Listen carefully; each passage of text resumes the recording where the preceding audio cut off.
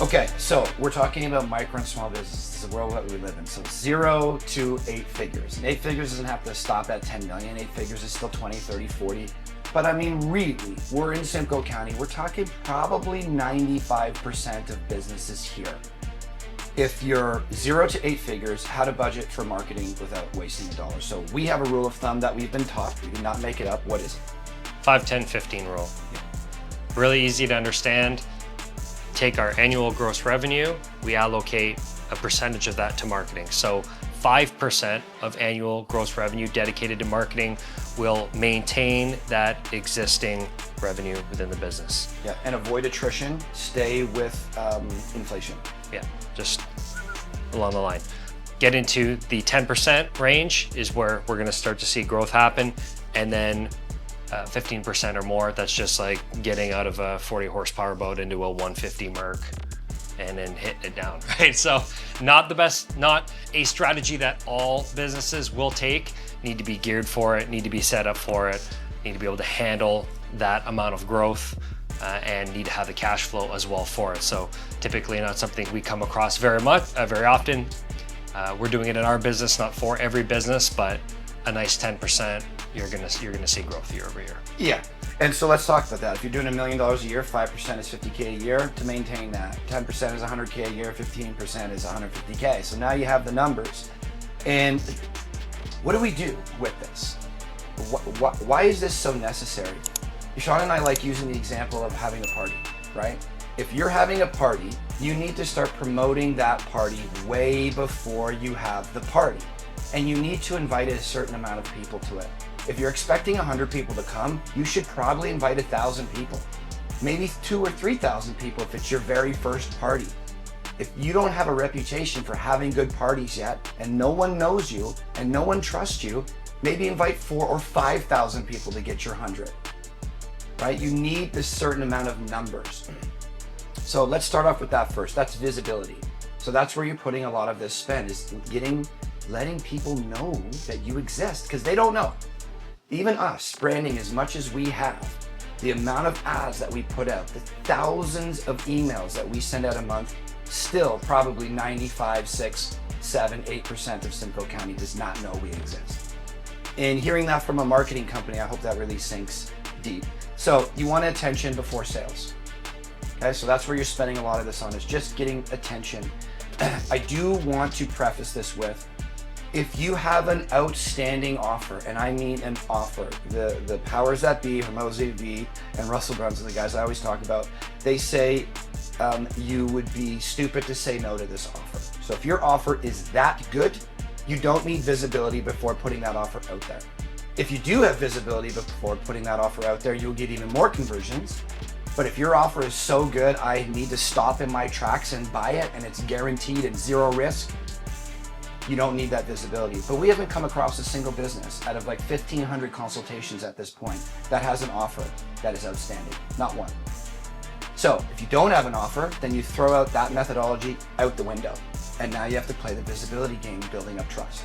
And then you give them a pretty good experience, which is where most businesses are.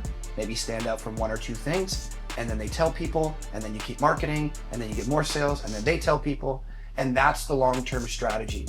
Or you go with the incredible offer route, which seems to be insanely rare. But let's talk about some of the things that you don't do. Wasting money. Start, stop, spray and pray. What are those? So taking a look at a full strategy, it's like there's the customer journey from A all the way to B. B mean they buy, A they don't know you at all.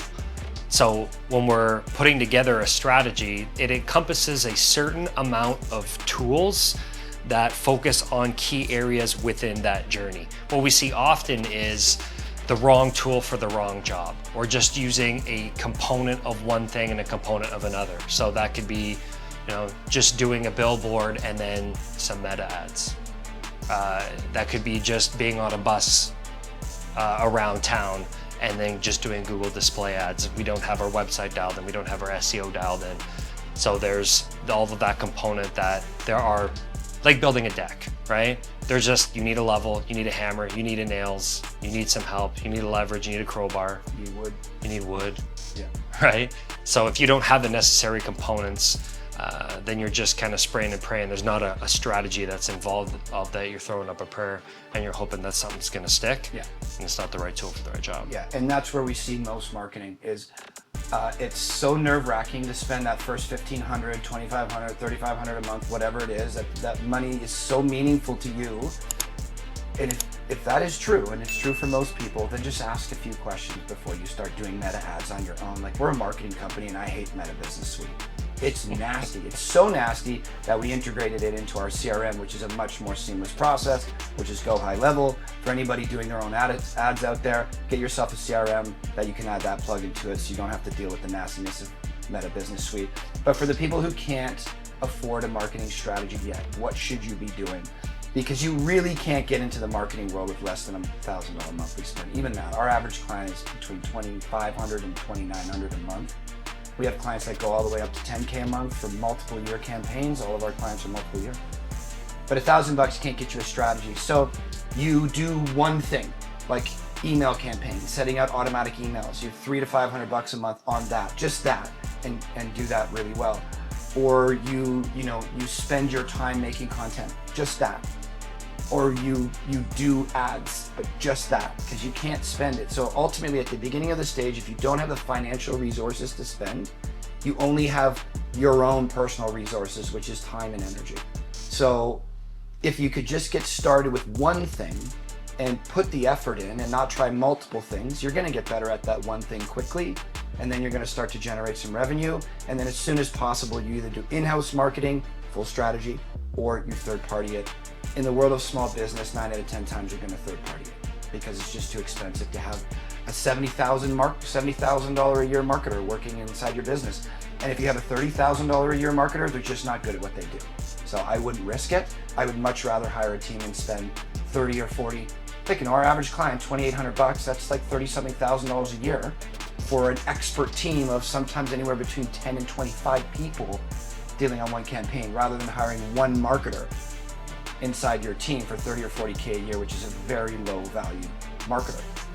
That would be our take on it. That's what we do. Those are the rules we apply. And again, these are things that we've been taught by people way better than us. We don't really make up anything. We just follow what the best are.